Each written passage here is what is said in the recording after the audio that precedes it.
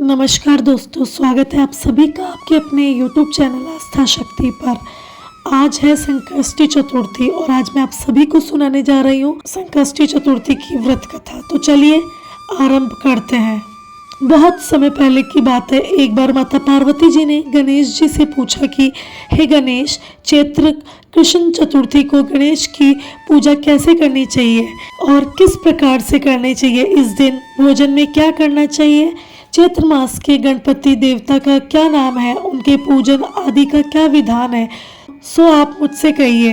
गणेश जी ने कहा, हे महादेवी, चैत्र कृष्ण चतुर्थी के दिन विकट नामक गणेश की पूजा करनी चाहिए। दिन भर व्रत रहकर रात्रि में सुसोपचार से पूजन करना चाहिए। ब्राह्मण भोजन के अंतर स्वयं व्रती को इस दिन पंचगव्य यानी कि गौ का गोबर, मूत्र, दूध, दही, घी पी के रहना चाहिए। यह व्रत संकट नाशक है। इस दिन शुद्ध घी के साथ बिजोरे नींबू का हवन करने से बाँझ स्त्रियां भी पुत्रवती होती है। हे शैलपुत्री, इसका इतिहास बहुत ही विचित्र है, मैं उसे कहने जा रहा हूँ। इसके स्मरण मात्र से ही मनुष्य को सिद्धि मिलती है।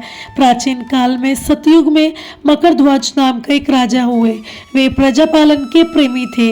उनके राज्य में कोई भी निर्धन नहीं था। चारों वर्ण ब्राह्मण, क्षत्रिय, वैश्य, शूद्र अपने धर्मों का पालन करते थे।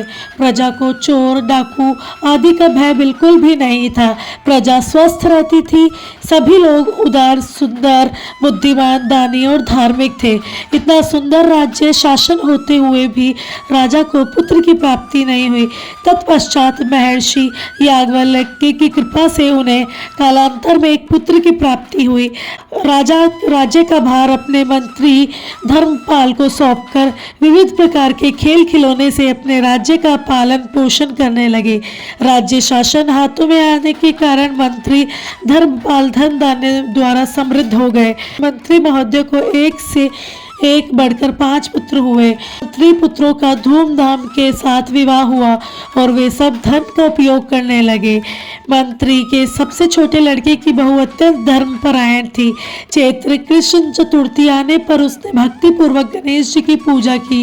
उसका पूजन और व्रत देखकर उसकी सास कहने लगी, अरे क्या मंत्र तंत्र द्वारा मेरे पुत्रों को वश में करने का तुम उपाय कर रही हो। बार बार सास द्वारा निषेध किए जाने पर भी जब बहू ने नहीं माना तो सास ने कहा, अरे दुष्ट, तुम मेरी बात नहीं मान रही, मैं पीट कर तुझे ठीक कर दूंगी। मुझे यह सब तांत्रिक का विचार बिल्कुल पसंद नहीं है। इसके उत्तर में बहू ने कहा, हे सासू माँ, मैं संकट नाशन गणेश जी का व्रत कर रही हूँ। यह व्रत अत्यंत फलदायक होता है। अपनी पतोहू की बात को सुनकर उसने अपने पुत्र से कहा, हे पुत्र, तुम्हारी बहू जादू टोने पर उतर आई है। मेरे कई बार मना करने के बाद भी वह मेरी बात नहीं मान रही है। इस दुष्ट को मार पीट कर ठीक कर दो। मैं गणेश जी को नहीं जानती है कौन है और इसका व्रत कैसे होता है। हम लोग तो राजकुल के मनुष्य हैं, फिर हम लोगों की किस विपत्ति को यह नष्ट करेंगे। माता की प्रेरणा से उसने बहू को मारा पीटा। इतनी पीड़ा सहकर भी उसने व्रत किया। पूजनों पर अंत वह गणेश जी का स्मरण करती हुई उनसे प्रार्थना करने लगी, हे गणेश जी, आप मेरे ससुर को थोड़ा कष्ट दीजिए जिससे उनके मन में आपके प्रति भक्ति भाव जागृत हो। विभु विश्व आत्मा गणेश जी ने सबके देखते ही देखते राजकुमार का अपहरण करके मंत्री धर्मपाल के महल में उसे छिपा कर रख दिया। बाद में उसके वस्त्र, आभूषण आदि सब उतार कर राजमहल में फिकवा दिए और स्वयं अंतर्धान हो गए। इधर राजा ने अपने पुत्र को शीघ्रता से पुकारा, परंतु कोई प्रत्युत्तर नहीं मिलने के कारण फिर उन्होंने मंत्री के महल में जाकर पूछा, मेरा राजकुमार कहाँ चला गया है। महल में उसके सभी वस्त्राभूषण तो थे लेकिन राजकुमार नहीं था। किसने ऐसा निंदनीय कार्य किया। हाय, मेरा पुत्र कहाँ चला गया। राजा की बात सुनकर मंत्री ने उत्तर दिया, हे राजन, आपका चंचल पुत्र कहाँ चला गया इसका पता मुझे नहीं है। मैं अभी गांव, नगर, बाग बगीचे आदि सभी स्थानों में खोज करवाता हूँ। इसके बाद राजा अपने सभी नौकरों, सेवकों आदि से कहने लगा, हे अंगरक्षकों में मंत्रियों, मेरे पुत्र का पता शीघ्र लगाओ। राजा का आदेश पाकर दूत लोग सभी स्थानों में खोज करने लगे। जब कहीं पर पता नहीं चला तो आकर राजा से डरते डरते निवेदन किया कि हे महाराज, अपहरणकारियों का कहीं सुराग नहीं मिला। राजकुमार को आते जाते किसी ने नहीं देखा। उनकी बातों को सुनकर राजा ने मंत्री को बुलवाया। मंत्री ने राजा से पूछा, मेरा राजकुमार कहाँ है? हे धर्मपाल, मुझसे साफ साफ बतला दो कि राजकुमार कहाँ है। उसके वस्त्राभूषण तो दिखाई पड़ रहे हैं, केवल वह नहीं दिखाई पड़ रहा। अरे नीच, मैं तुम्हारा वध कर डालूंगा, तेरे कुल को भी नष्ट कर डालूंगा, इसमें जरा भी संदेह नहीं। राजा द्वारा डांट फटकार पड़ने पर मंत्री चकित हो गया। मंत्री ने शीश झुकाकर कहा, हे भूपाल, मैं पता लगवाता हूँ। इस नगर में बालक अपहरणकर्ताओं का कोई गिरोह तो नहीं है, ना तो दूत, डाकू आदि रहते हैं। फिर भी हे प्रभु, पता नहीं किसने ऐसा नीच काम किया है और ना जाने वह कहाँ भाग गया।